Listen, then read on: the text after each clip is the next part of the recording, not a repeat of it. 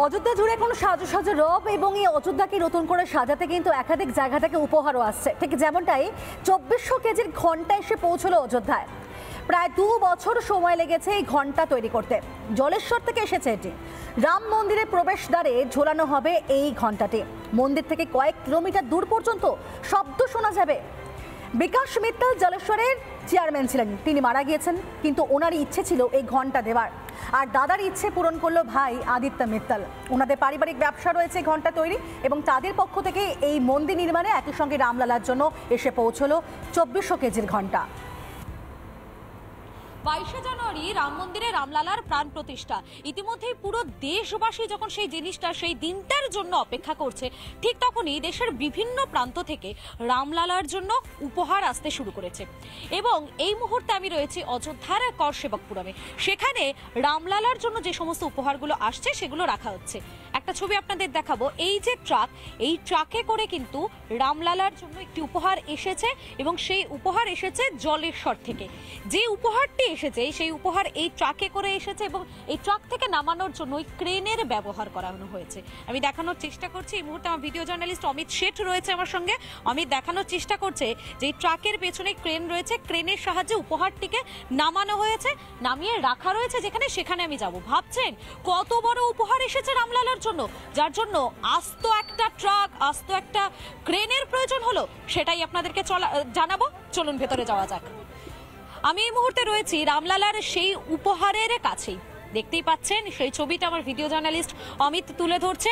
একটি ঘন্টা এসেছে, প্রায় 2400 অর্থাৎ 2400 কিলো ওজনের এই ঘন্টা ইতিমধ্যেই অযোধ্যাতে এসে পৌঁছেছে, করসেবকপুরমে রয়েছে।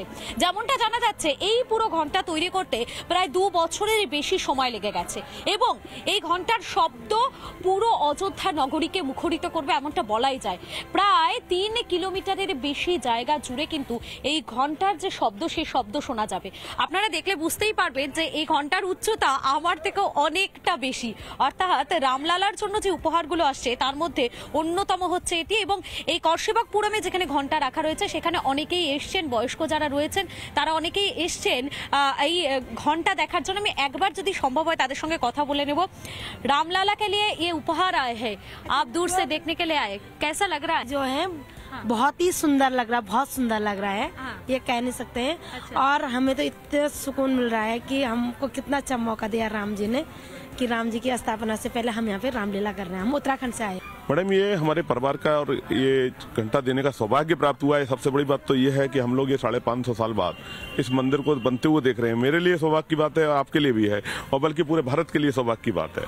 और ये हमारे परिवार ने हमारे भाई थे, बड़े भाई श्री विकास मित्तल चेयरमैन, ये उनका इच्छा था कि मैं घंटा 2100 किलो का राम मंदिर चढ़ाऊं, मगर वो उनका अल्पायु में ही हार्ट अटैक से निधन हो गया, तो इस कारण वो घंटा नहीं चढ़ा पाए। तो वो उनके सपने को पूरा करने के लिए हमने घंटा बना करके लाए।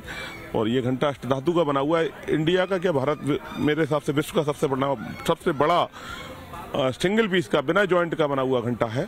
इसमें कोई जॉइंट नहीं है किसी प्रकार का। রামলালার এই উপহার ইতিমধ্যে করসেবকপুরমে এসে পৌঁছে গেছে, এবং সেই উপহার এখন শুধুমাত্র সময়ের অপেক্ষা যে এই উপহারকে ঠিক কখনই রাম মন্দিরে সেখানে টাঙিয়ে দেওয়া হবে, এবং তার শব্দে গোটা বলা যেতেই পারে যে অযোধ্যার একাংশ জুড়ে এই ঘন্টার আওয়াজে মুখরিত হয়ে উঠবে। ভিডিও জার্নালিস্ট অমিত শেঠের সঙ্গে মধুকল্পিতা, রিপাবলিক বাংলা, অযোধ্যা, করসেবকপুরম।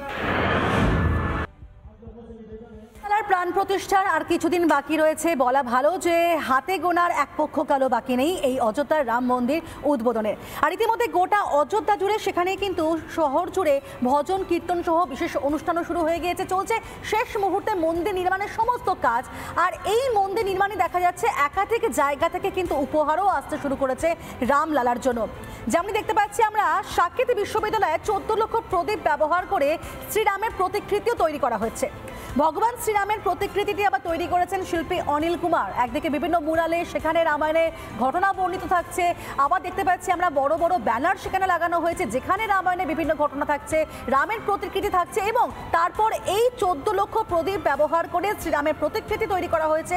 ভগবান শ্রীরামের প্রতিকৃতি তৈরি করেছেন শিল্পী অনিল কুমার। আর সব মিলিয়ে বলা যায় যে এখন অযোধ্যা নগরী সেজে উঠছে প্রত্যেকটা দিন, আর হাতে গোনা কয়েকটা দিনের অপেক্ষা সেই দিনের জন্য।